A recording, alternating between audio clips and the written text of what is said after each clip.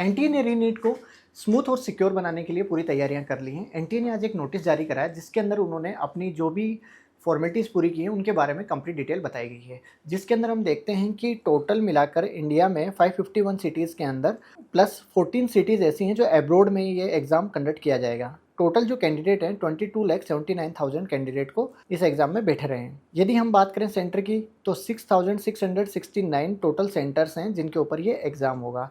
NTA इस exam में police force और एस्कॉर्ट टीम जो है उनकी भी हेल्प ले रहा है सिक्योरिटी के पर्पज़ से कि आगे जाके कोई इश्यूज़ ना होए। इस बार जीपीएस इनेबल व्हीकल्स का भी यूज़ किया जाएगा।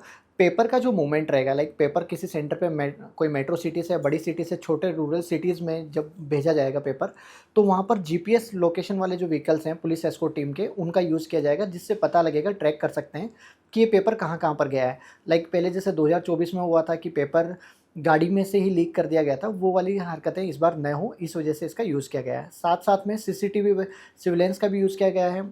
सभी सेंटर जो भी हैं वो सब सीसीटीवी सर्विलेंस के अंडर में रहेंगे।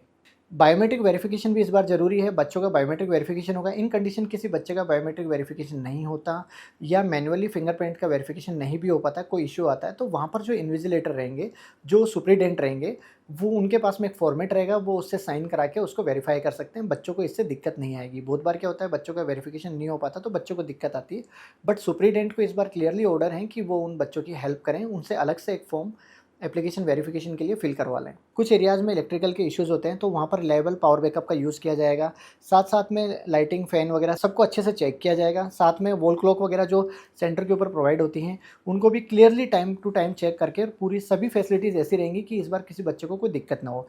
इन सभी चीज़ों का ध्यान इस बार इसलिए रखा गया है कि बच्चों को कोई भी प्रॉब्लम नहीं, क्योंकि एनटीए पहले ही बहुत सारी गलतियाँ कर चुका है, तो बच्चों को कोई भी इश्यूज़ ना होए। वाटर, ड्रिंकिंग वाटर वगैरह की सारी फैसिलिटी वहाँ पर अवेलेबल होगी। हाँ, बच्चा चाहे तो अपनी ट्रांसपेरेंट वाटर बोतल ले जा सकता है। डायबिटिक जो कैंडिडेट है उनको टैबलेट वगैरह या फ्रूट्स वगैरह ले जाने के लिए परमिशन दी गई है। ये हर बार होता है ये चीज़ तो वैसे। एनटीए ने ये भी क्लियर किया है कि वेदर की वजह से बहुत बार कुछ इश्यूज़ आ जाते हैं, सो इस वजह से बच्चों को ये है कि आप अपने टाइम से पहले ही सेंटर के ऊपर पहुँच जाएँ। 1:30 बजे का लास्ट टाइमिंग है, उससे पहले ही आप सेंटर के ऊपर जाएँ और अपना वेरिफिकेशन करवा लें।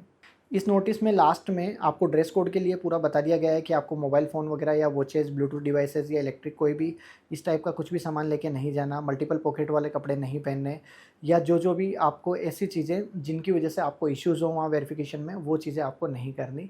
इस नोटिस में जो सारी चीज़ें बताई गई हैं, एनटीए अपनी सभी गलतियों को सुधारना चाहता है। साथ में रीनीट एग्ज़ाम इस तरह से कराना चाह रहा है कि इस बार कोई भी ऑब्जेक्शन ना उठाया जाए। इस तरह की यदि कोई भी नया नोटिस आता है तो हम उसके लिए आपको अपडेट करते रहेंगे time to time. Thank you.